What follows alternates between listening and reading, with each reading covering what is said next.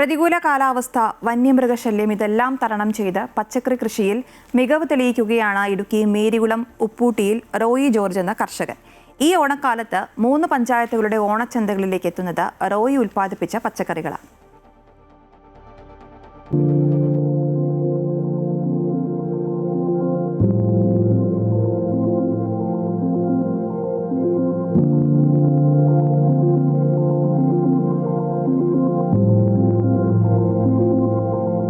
വർഷമായി ഇടുക്കി മേരികുളം ഉപ്പൂട്ടിൽ റോയി ജോർജ് പച്ചക്കറി കൃഷി തുടങ്ങിയിട്ട്.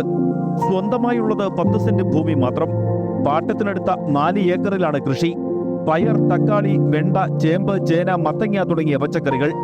വാഴ, കപ്പ, കുരുമുളക് തുടങ്ങിയ വിളകൾ വേറെ.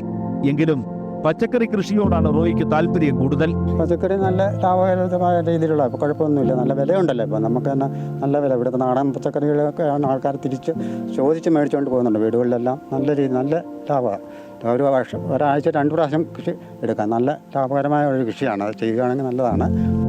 അയ്യപ്പൻകോവിൽ പഞ്ചായത്തിന്റെ മികച്ച കർഷകനുള്ള പുരസ്കാരം 2 തവണ ലഭിച്ചു. ജൈവവളം മാത്രമാണ് കൃഷിക്ക് ഉപയോഗിക്കുക. ഭൂരിഭാഗം ജോലികളും സ്വന്തമായി ചെയ്യും.